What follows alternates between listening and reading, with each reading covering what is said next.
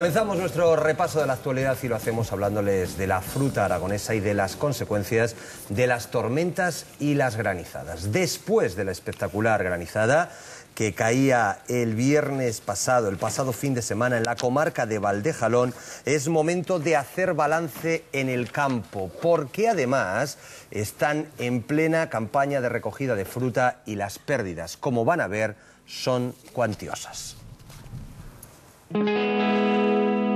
La imagen vuelve a repetirse. El granizo ha vuelto a dañar los cultivos y a echar por tierra las expectativas de trabajo de los temporeros. A nivel de trabajo ya hemos quitado una parte de la plantilla, el sábado ya, porque no vamos a necesitar tantos temporeros y sí, se va a reducir en un 20 o un 30% o más. Según UAGA, se han visto afectadas más de 2.000 hectáreas entre Ricla, La Almunia y Calatorao. En este campo, por ejemplo, solo podrán salvar el 20% de la cosecha. En otros, ni siquiera eso. Esta pedregada en estos momentos es mucho peor que en otro porque no tiene tiempo material la fruta para poder cicatrizar y esta fruta pues prácticamente va a tener que ir destinada a industria. Ahora es el momento de cuantificar los daños, pero muchos agricultores no cuentan con los seguros necesarios. La retirada de subvenciones ha dejado un precio tan exorbitado que muchos agricultores han tenido que renunciar al seguro y ahora además por lo cual no están cubiertos ante la situación que ha caído de piedra en muchas zonas. Tan solo queda esperar que las tormentas den un respiro a los campos.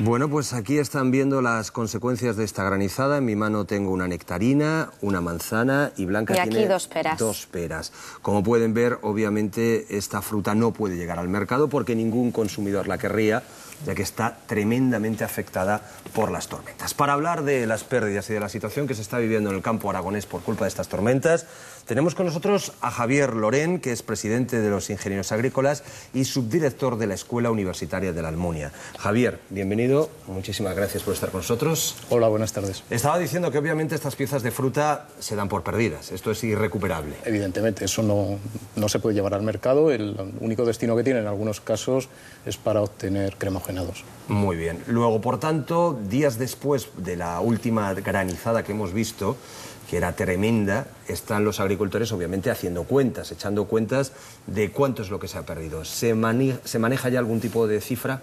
No hay unas cifras globales. Yo les puedo dar las cifras que me daban esta mañana el técnico de una entidad de la zona que me hablaba de que se había perdido en torno al 30-40% del melocotón y de la manzana y en torno al 60% de la pera en las parcelas que corresponden a esa entidad asociativa.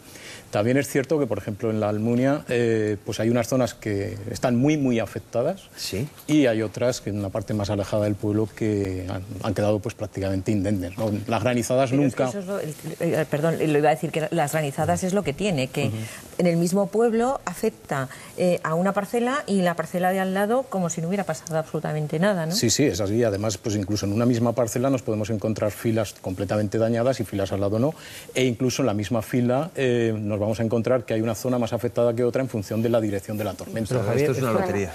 Esto ya está perdido. Sí. Bueno, tú dices que la posibilidad esa siempre que se ha dicho para zumos, para mermeladas, será residual y habrá que ver si merece la pena, creo yo, económicamente, pues la contratación para ello, pero métodos preventivos, entre comillas, hay los famosos cañones y ahora vas por la autovía y ves los campos de frutales cubiertos. Sí.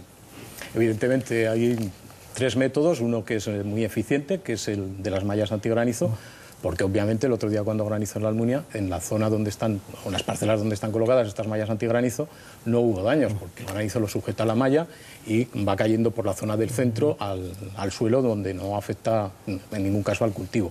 Luego está lo que decía usted, la emisión de yoduro de plata a la atmósfera para que se produzcan una serie de núcleos alrededor de los cuales se generarían microgranizos, de manera que en lugar de hacerse el granizo más grande, fuese más pequeño, que cuando llegase al suelo, pues prácticamente... Estos son los famosos cohetes que se lanzan. Sí, los cohetes o las estufas de butano que lo que hacen es soltar yoduro de plata, ¿no?, a la atmósfera.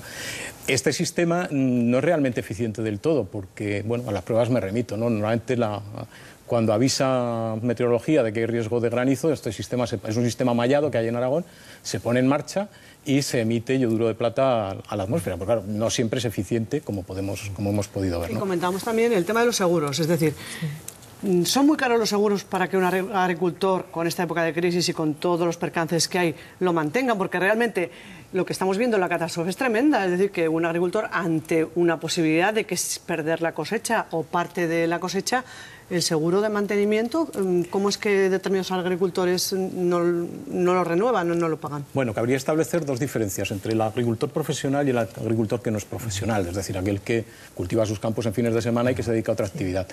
El agricultor profesional, y hablando de fruticultura, prácticamente yo diría que el 100% tiene aseguradas sus cosechas porque se juega mucho, obviamente. Pero, ¿y qué le cubre a ese agricultor profesional ese seguro del que estamos hablando? Pues hay distintas tipologías de seguro, desde el seguro de explotación al seguro de, por ejemplo, el seguro de granizo. Evidentemente le cubre un porcentaje alto a un precio fijado previamente, que está establecido y Pero, y hablando en castellano, un agricultor que ahora mismo tiene un seguro de explotación y que ha perdido el 60% del melocotón, ¿con el seguro es capaz de cubrir por lo menos costes y mantenerse a flote? Sí. ¿Sí?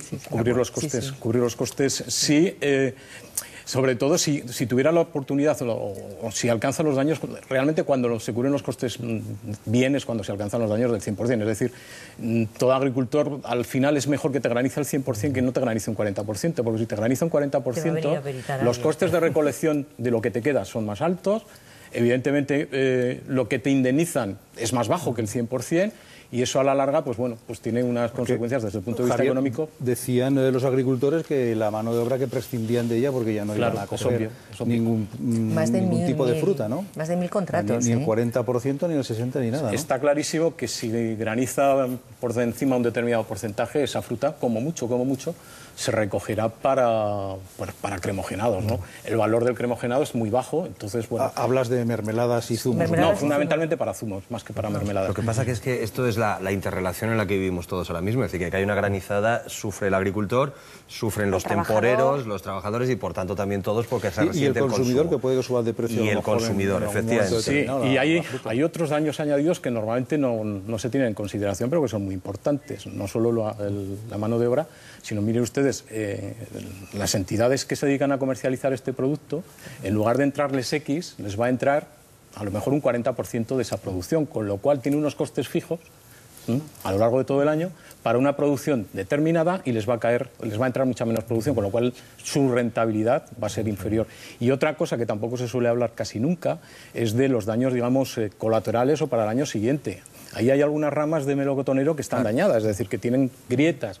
Hace unos días se hablaba de la repercusión que tiene la monilia, un hongo, en nuestras ventas de paraguayo en Rusia, que nos han devuelto unas partidas. Bueno, pues estas heridas son un clarísimo foco de entrada de monilia y de otros hongos que van a afectar a la madera de este año y probablemente a la madera del año que viene. Es decir, vamos a tener ahí unos focos de infección que, si a eso le sumamos que la Unión Europea en su regulación de los productos fitosanitarios ha reducido el número de materias activas y, por tanto, hace más compleja la lucha, pues es otro daño indirecto que está ahí. Pues Javier Lorén, de verdad, con estas historias que nos cuentas, todavía no sabemos cómo hay gente que se dedica al campo, porque cuando no hay sequía hay inundaciones y si no hay auténticas granizadas, así que son auténticos valientes. Javier Lorén, presidente de Ingenieros Agrícolas y subdirector de la Escuela Universitaria de Almunia, muchísimas gracias por estar con nosotros y la próxima vez que sea para traernos buenas noticias. Gracias a ustedes. Muchas gracias, Javier.